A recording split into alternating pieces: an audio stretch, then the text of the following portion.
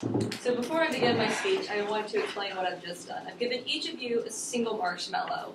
You can either eat that marshmallow now and just satisfy your hunger, or you can wait until my speech is done and get a second marshmallow. That's the marshmallow test. Okay.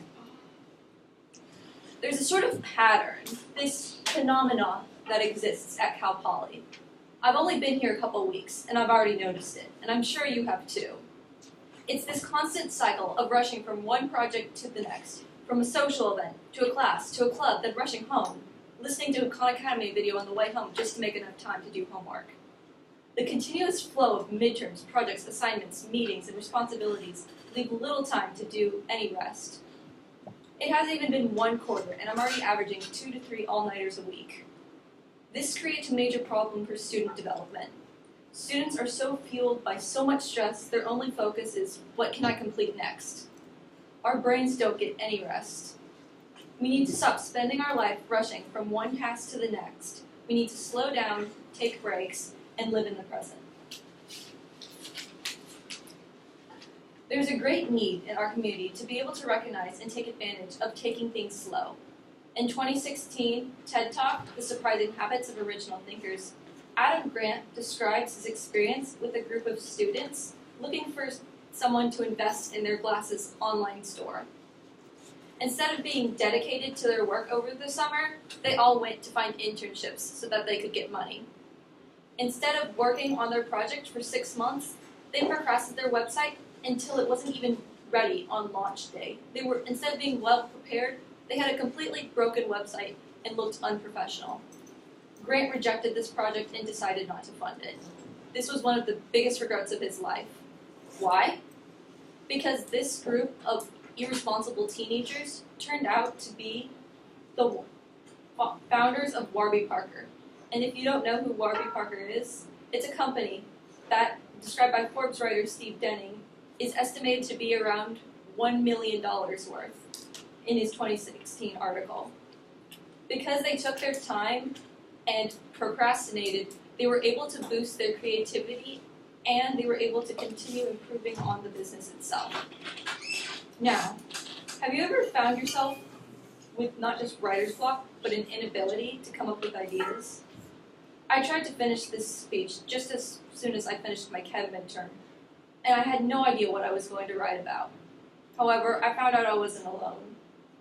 Nush Zamadaris talks about the correlation between creativity and free time in her 2017 lecture, how boredom can lead to the most brilliant ideas.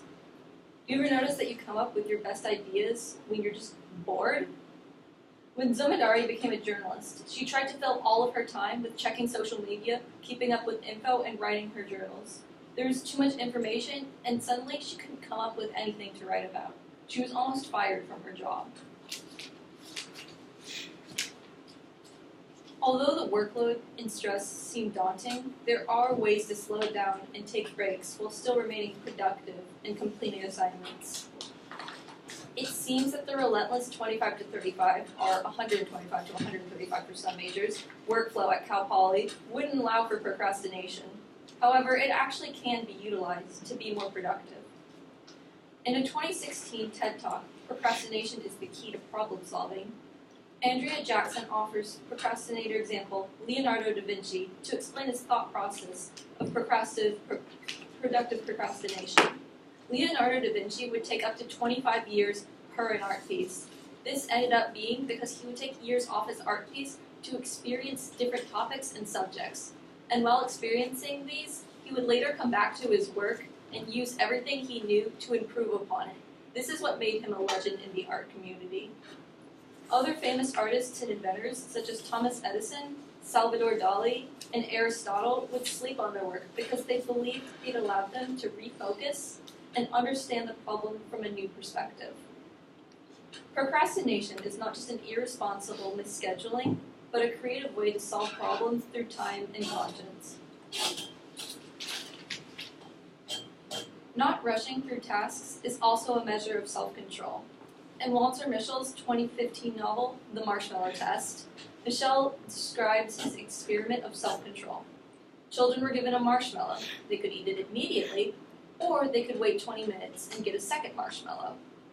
Those who procrastinated the marshmallow did better on their SATs, ACTs, led a healthier lifestyle, and were more successful in general. Those who are able to deny instant gratification and completion and are able to procrastinate that gratification are more likely to be successful later on. When we take things more slowly, take breaks, and live life in the present, we are more creative, productive, successful, and less stressed.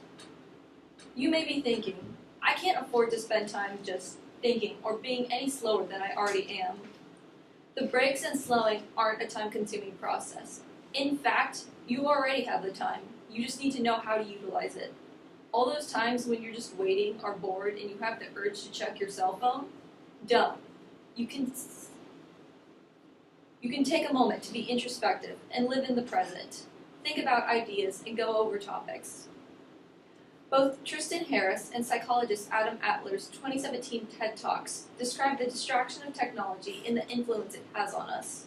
It eliminates any original thought or emotion that we're able to come up with. Our choice of action greatly affects whether or not our future will be negative or positive. In a 2011 TED Talk, The Organized Mind, neuroscientist David Lettvin describes how rushing from one task to another depletes the brain of the nutrients it needs. These are the nutrients that fuel neurons, and without them, we develop a side product called cortisol, otherwise known as the stress hormone. This leads to mental fatigue, cloudy thinking, difficulty making decisions, and general health issues. Getting sick after all-nighters, being unable to function after midterms, passing out in afternoon classes, none of that's coincidental. This constant stress and anxiety is extremely taxing on humans, and it's extremely unhealthy.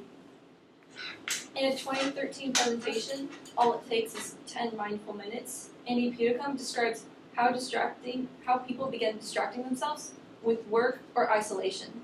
However, as the stress grows, people turn to medication because it's a quick fix. This only hurts your brain even worse in the long run and increases your stress and anxiety. However, if we begin to slow down and stop for a minute, we begin to see the benefits of our patience and self-control. And Andrea Jackson's 2016 talk and 2015 TED Talk, How to Multiply Your Time, by Roy Gladden. Outcomes of procrastination instead of rushing add up to more creativity in your ideas, more confidence in your ideas, new perspectives, new time to absorb new ideas, and more courage to make the best decisions. Slowing down lets you live in the present rather than blindly rushing into the future. With this information, you have the power to change the stress and anxiety riddled with Cal Poly student work. It can take as little as 10 meditation minutes, a quiet hike to Art Graveyard, or even not checking your phone while walking around campus.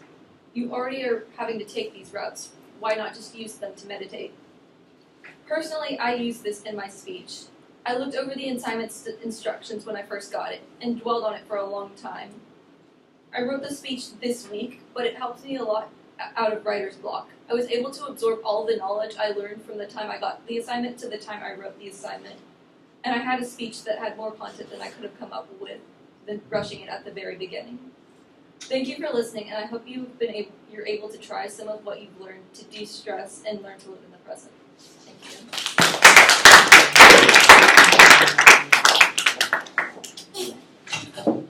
Hold on, 1 second. Does anybody have any questions?